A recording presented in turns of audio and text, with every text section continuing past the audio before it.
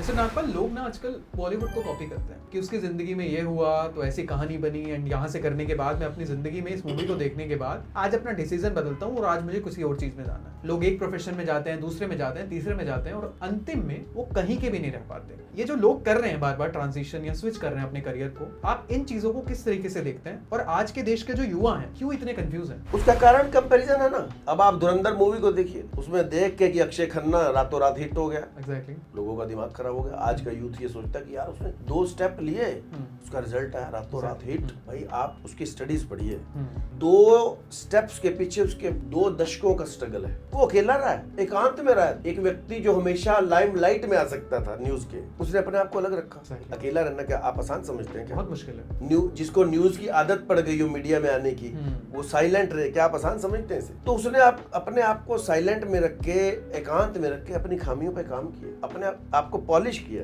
वो मीडिया दिखाता नहीं है क्योंकि वो लोगों को पता नहीं है, इसलिए लोग कहते हैं अरे यार वो तो 2 रात में 2 स्टेप करके सक्सेस हो गया, हिट हो गया, हमें तो सक्सेस मिल नहीं रही। इसलिए वो कंफ्यूज रहता है, इधर धक्के खा उधर धक्के खा। कंसंट्रेशन, एक गोल तो समझना पड़ेगा ना। उसकी डायरेक्शन गोल से नहीं हटी, उसने गोल नहीं बदला। पैसा कमाने के लिए बॉलीवुड छोड़ के शेयर मार्केट में चला जाता। अक्षय खन्ना ने ऐसा तो नहीं किया।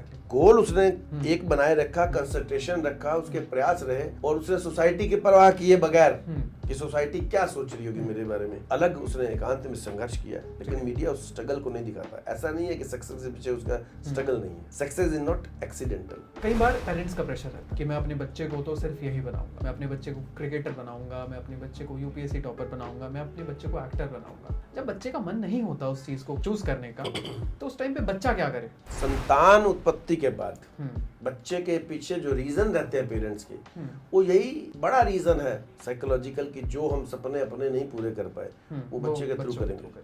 सपोज कोई पेरेंट्स में डॉक्टर नहीं बन पाया तो सोचते यार बच्चा आगे से मैं डॉक्टर जरूर बनाऊंगा। अब अगर बच्चा डॉक्टर बनना चाहता है, उसका पैशन है, फिर तो ठीक है। अदरवाइज वो क्या करते हैं, आपने देखा है मेडिकल कॉलेज और इंजीनियरिंग कॉलेज में बच्चे सुसाइड करते हैं। Why? Due to pressure, parents pressure. तो ये एक ट्रेजेडी है सोसाइटी की, क्योंकि पेरेंटिंग की तो ट्रेनिंग तो होती नहीं हमारे यहाँ। फिजिकली हम पेरेंट्स बनने के लिए नेचर हमें लायक बना देती है, लेकिन सोशल लेवल पे, फैमिली लेवल पे या गवर्नमेंट लेवल पे ऐसे कोर्सेज या ऐसी ट्रेनिंग कहीं किसी स्कूल में नहीं है कि आप पेरेंट्स बन के अपने बच्चों को ऐसे बनाएं। एग्जैक्टली। पेरेंट्स आप बन गए, नेचर ने आपको बना दिया, फिर बच्चा हो गया तो आप उसके, मेरे ख्याल से तो कोई पूछते नहीं कि पैशन क्या है। बच्चा नहीं मानता कोई बात आपकी, रोकना टोकना और ठोकना ये घरों में शुरू रहता है। बीइंग अ मोटिवेशनल स्पीकर, ये प्रॉब्लम जो आ रही है ना, with respect to the motivation, या करियर चेंज हो रहे हैं, या फिर परेशान हो रहे हैं, डिप्रेशन हो रहा है, सुसाइड हो रहा है, इसकी एक जड़ तो होगी ना। वो जड़ इलिटरेसी है, वो जड़ ओवर पॉपुलेशन है, या वो जड़ कुछ और है? इसकी जड़ ये है कि लर्निंग आदमी की हैबिट नहीं रही। व्यक्ति दौड़ा जा रहा है, डायरेक्शन उसे पता नहीं। पेरेंट्स अगर बने हैं तो उनको ये लर्निंग की हैबिट डालनी चाहिए कि मैं बच्चे के लिए क्या करूं, इन बच्चे को कैसे ब्रिंगिंग करनी है इनकी, इसके लिए कोई एजुकेशन लूं, या मैं मोटिवेशनल इसकी स्पीचेस सुनूं, या आजकल तो बहुत सारे सोर्सेज हो गए। लेकिन जो यंगस्टर्स हैं, हमारे यंग पेरेंट्स हैं, ये कहाँ, उनकी ये प्रायोरिटी नहीं है। वो सोचते हैं बच्चों को महंगे स्कूल में डाल देंगे,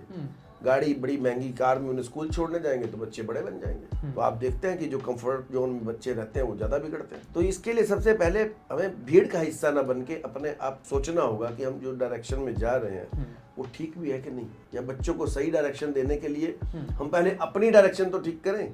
हमारी अपनी ही डायरेक्शन ठीक नहीं होती, रास्ता तो किसी को वही दिखाएगा ना जो खुद सही रास्ते पे जा रहा है। वर्ल्ड हैप्पीनेस रिपोर्ट्स आती है, भूटान के बाद ये चीजें शुरू हुई। भूटान कहता है कि हम जीडीपी नहीं, हम लोग हमारे देश में कितने खुश हैं उसके अकॉर्डिंग इस देश को एनालाइज करते हैं। अगर हम हैप्पीनेस की बात करें, बहुत लास्ट में जाके इंडिया का नंबर आता है। इस देश के लोग खुश नहीं है, या तो सरकार से खुश नहीं है, या खुद से खुश नहीं है, या अपने बच्चों से खुश नहीं है। बात यह है कि इस देश में इतनी दिक्कत क्यों आ गई कि इंसान, पूरे देश की अगर बात करूं तो मेजॉरिटी डिप्रेशन में चली गई है। क्या दिक्कत है? मैं अगर आपको कहूँ कि लोग कंपैरिजन का शिकार तो हो गए, लेकिन कंपैरिजन कहाँ करना है ये लोगों को पता नहीं। अगर इंडिया का कंपैरिजन आप हैप्पीनेस का दूसरे कंट्रीज से करें, आप जापान के बारे में क्या जानते हैं? जापान की रिपोर्ट्स अभी आप पढ़िए, वहाँ जो चेंजेस आए हैं डेमोग्राफिकली आई हैं। ठीक है। आपको इकोनॉमी का तो पता ही है कि वो 3rd से 4th पे आ गया। ठीक है। वहाँ का जो सोशल सिनेरियो बदला है, वहाँ पेरेंट्स किराए पर लिए जा रहे हैं, डू यू नो, रिश्तेदार किराए पे लिए जा रहे हैं। वहाँ माँ की फीलिंग लेने के लिए किराए पे लोग लेते हैं। आप जैसे यहाँ इंडिया में पहले लोग रात को फोन, किसी फीमेल से फोन सुनने के लिए पैसे देते थे, That's true, yes. फीलिंग लेने के लिए।